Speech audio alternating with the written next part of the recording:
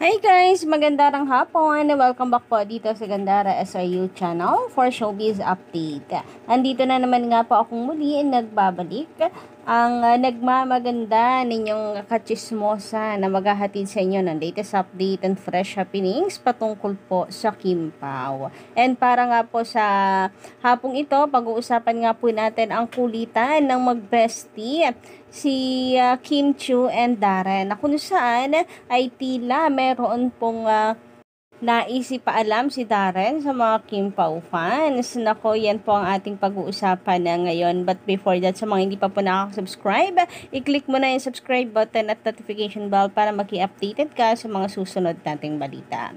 Anyway, so ngayong hapon nga pong ito, nais ko pong unang pag-usapan natin ang tungkol po dito sa nalalapit na movie ng Kim Pao or ang upcoming movie po nila na My Love Will Make You Disappear, sapagkat meron pong nagsasabi na magiging flop ang movie na ito ng Kim Pao. Di ba nung nakaraan, binasa nga po natin yon na kung saan ay sisimplang ang career ng Kim Pao.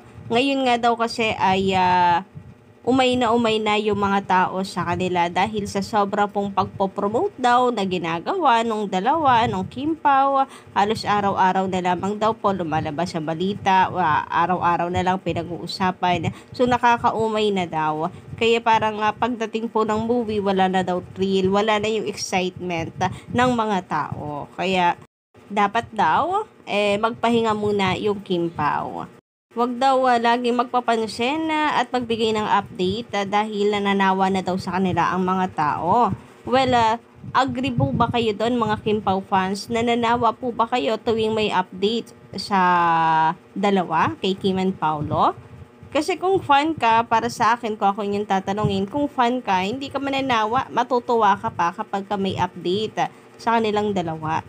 I'm sorry doon sa nag-comment sa atin, pero I disagree sa sinabi ninyo na nananawa ang mga tao dito sa napaka-popular na Kim Pao. Kasi katunayan yan, gustong-gusto nila tuwing may update sa Kim Pao. Gustong-gusto po nila na mayroon pong nagkataon lang serye yung napaayuda po ang Kim Pao sa kanila. Tulad ng sabi nito isa nating komentor na si Maria Edith, sabi niya dito, hindi kami nagsasawa, napupuyat nga kami sa kakapanood ng Kim Pao. Handa kaming maghintay sa movies nila. Masaya kami na nakikita namin sila sa social media. Forever solid Kim Pao.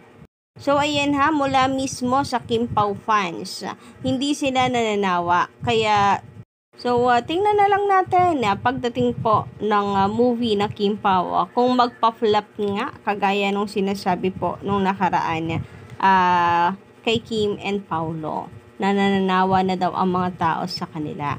Mula mismo sa mga fans, hindi sila nagsasawa. Katunayan yan, they are excited na. Even sa next year pa po mapapanood yan. Kasi nagsisimula pa lang po sila mag-taping at kumbaga ibibigyan muna kasi nila ng daan yung Hello Love Again ni Alden at ni Catherine Bernardo para walang sapawan. Of course, love ni Kim Chiu si Catherine. So dapat ang mga queens ay nagtutulungan yan.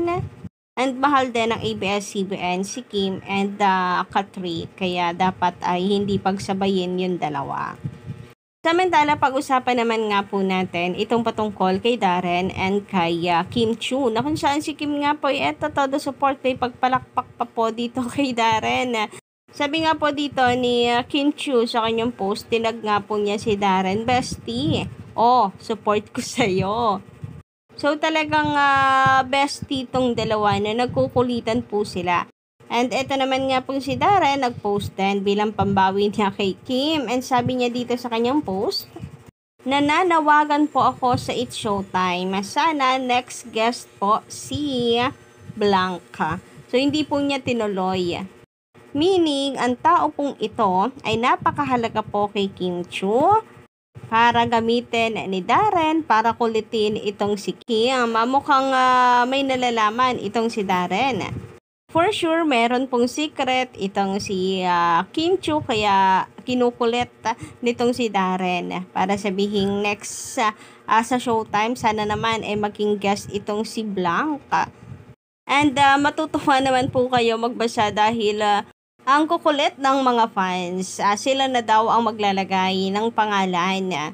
Sana raw ang sunod na guest sa Showtime ay si Daddy Paolo. So, dahil dyan, totoo na nga kaya na may namamagitan na sa kanilang dalawa.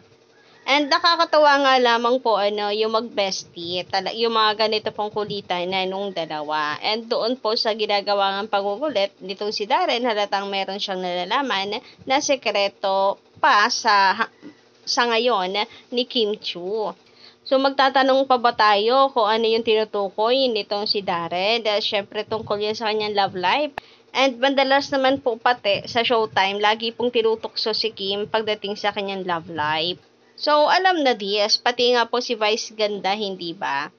Kaya hindi ako magtataka na very soon ay aamin lalantad na po yung dalawa or yung kung sino man ang karelasyon nitong si Kim Chu. Pero malakas po ang paniniwala at kapit ng mga fans na silang dalawa na ni Paolo Avellino kasi lagi nga daw po silang magkasamang dalawa. May mga couple na gamit pa, yung magkapareha sila ng mga gamit na tingin po ng mga fans ay regalo o bigay nila sa isa't isa. Kitang-kita rin naman daw po kay Paolo na very in love siya ngayon.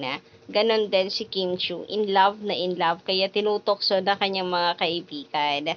Anyway, sabi po dito ni Rosana Espanola, Kim Pao, talagang tinadhana sila sa isa't isa. Love you, Kim Pao. Nasa edad naman na sila, 'di ba? Dapat mag-settle down na sila.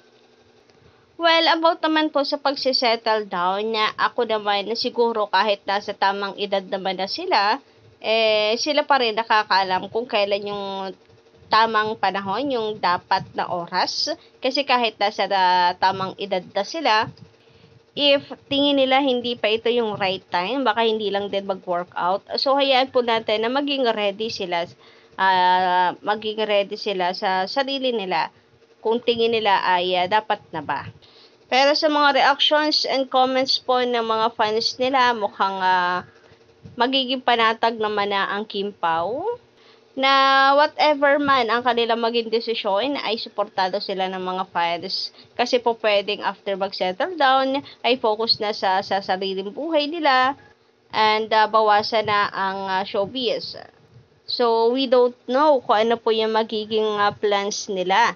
Pero kaakibat nito ng pagkaka-excited at pagtanggap, kaakibat nun ang pagtanggap din sa magiging desisyon nila after. So, yun lang naman guys, ngayong hapong ito.